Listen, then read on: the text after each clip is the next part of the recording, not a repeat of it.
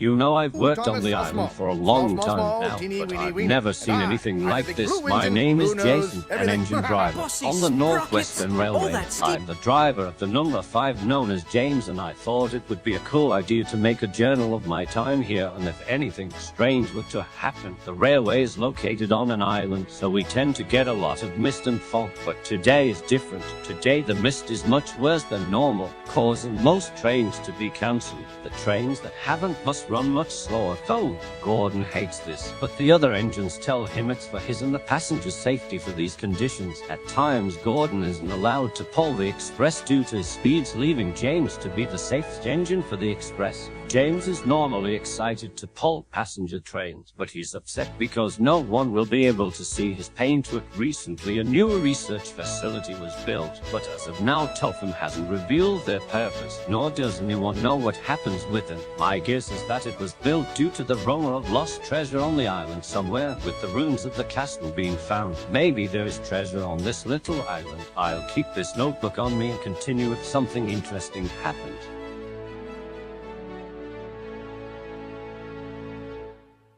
Well, I'm sure you know something strange is going on as I'm still writing this. Last night when we got back into Tidmouth sheds, I saw Duck sitting in the far side of the sheds, but for a split second I swear he looked scared and was on the brink of tears. Worst of all, he only had one eye, but when I blinked, he was back to normal. This mist still hasn't gone away. Some of the engines are claiming they're hearing whistles from outside their sheds, but yet there is never any engine. Even stranger is that a new research facility was constructed right before the mist rolled in. We still haven't gotten any word from them explaining what their purpose was, nor the strange noise coming from within. James is still in a bad mood about the mist, but he was acting weird, asking if he had to pull his train today and that there was something strange in the air. Maybe this was about Duck. Anyways, we're about to leave for Vickerstown, but I do have to agree with James that something's weird about today.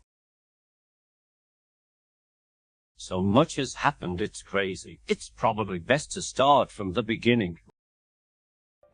While sitting at Knapford, James was talking to Edward. Edward was telling James to be careful with the mist, but James told him to bug off as he knew he was doing. The guard blew his whistle and we left. We sped down the line, but had to be careful as the mist made it hard to see.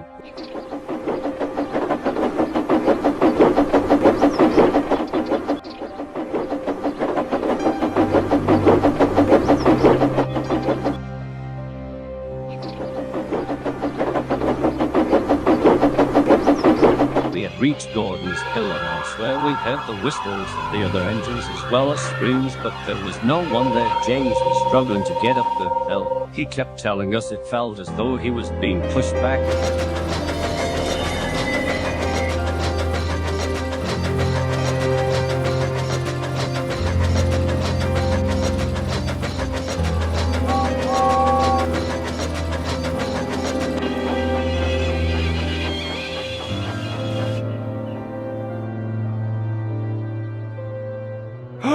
We came to a halt at the bottom station where we saw something horrific. It looked to be Emily, but her eyes were gone. All there was in their place was 2 black holes. It looked as though her face was faded. Worst of all, she was smiling and began to move, asking James to join her for her in tone.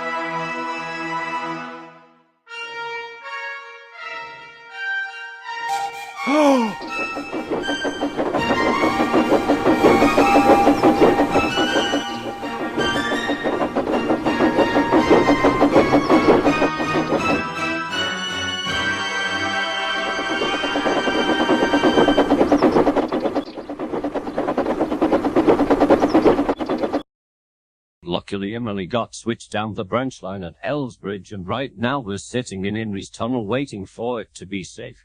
We were shocked to see Percy pull up beside us and was shocked to see James with all the people. He said he thought we were dead and couldn't believe there were that many survivors. He looked to be in horrible shape, the exact opposite to how he was this morning, as now he was covered in dirt and filth. He was on the verge of tears and couldn't believe someone else was alive and couldn't have handled being alone for another day. We questioned him, asking what he was talking about, as we had seen him this morning. He seemed to dodge this question as he seemed confused on what we mean. We asked Brian, Percy's driver, what had happened, and he said the mist had changed people into monsters and Emily is one of many. Brian said we should get the survivors to the main room so we could be safe. We agreed but decided to head back to Knapford to search for a new one. We also hoped Edward would still be there.